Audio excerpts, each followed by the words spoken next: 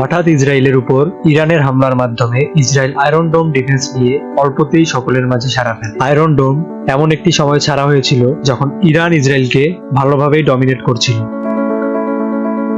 সম্পূর্ণ নিজস্ব এবং ইনোভেটিভ ক্রিয়েশন হিসেবে আয়রন ডোম ভালোই সাড়া পায়, কিন্তু ইরানের আকস্মিক হামলায় ইসরায়েল তেমন শক্তভাবে দাঁড়াতে পারে। তবে সম্প্রতি ইসরায়েলের আয়রন ডোমের সারপ্রাইজিং ফ্যাক্ট হিসেবে আয়রন ডোম আবারও উঠে এসেছে অন্যতম আলোচনার বিষয় হিসেবে। আজ আমরা ইসরায়েলের উপর ইরানের সাম্প্রতিক আক্রমণ নিয়ে আলোচনা করব। তবে এত বিশৃঙ্খলা হামলার মাঝে একটি জিনিস গুরুত্বপূর্ণ হেডলাইন হয়ে সবার চোখে এসেছে, সেটি হলো আয়রন ডোম। তাই ঠিক কি এটি তা নিয়ে আজকের আমাদের এই এপিসোড। মেইনলি আয়রন ডোমটি একটি সুপার হিরো শিল্ডের মতো, যেটি ইনকামিং মিসাইল থেকে ইসরায়েলকে সেভ করছে। এটি একটি কাটিং এজ ডিফেন্স সিস্টেম যা স্বল্প পরিসরে রকেট এবং আর্টিলারি শেলগুলি বাধা এবং ধ্বংস করার জন্য ডিজাইন করা হয়েছে। কিন্তু এটা কিভাবে কাজ করে? মূলত আয়রন ডোমটি ইনকামিং থ্রেট শনাক্ত করতে অ্যাডভান্স রাডার টেকনোলজি ব্যবহার করে।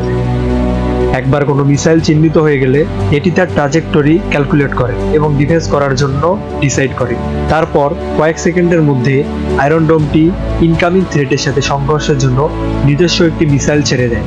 মিসাইলটি তার লক্ষ্যে পৌঁছানোর আগে মিড এয়ার ধ্বংস করে দেয়। অর্থাৎ বলাই যায় এটি একটি বুলেট দিয়ে অন্য একটি বুলেট আঘাত করার মতো। তবে এখানে আসল রহস্য লুকিয়ে আছে। আয়রন ডোমটি কেবল মিসাইল বন্ধ করার জন্য নয়, এটি জীবন বাঁচানো এবং শান্তি বজায় রাখার জন্য বানানো হয়েছে। কিন্তু এটি ক্ষতির কারণ হওয়ার আগেই থ্রেট এবং নিউট্রালাইজিংকে যাচাই করে এবং যে কোনো ধরনের দ্বন্দ্ব এবং সংঘাত থেকে সিভিলিয়ান লোকদের সেভ করতে হেল্প করে। সো যখনই আপনি মধ্যপ্রাচ্যের উত্তেজনা সম্পর্কে শুনেন, আয়রন ডোমটি আপনাকে মনে করিয়ে দেবে ইনোভেশন এবং ডিফেন্স একটি দেশের সত্যিকারের প্রতীক। আরো আপডেটের জন্য আমাদের সাথেই থাকুন, and don't forget to like, share and subscribe the channel.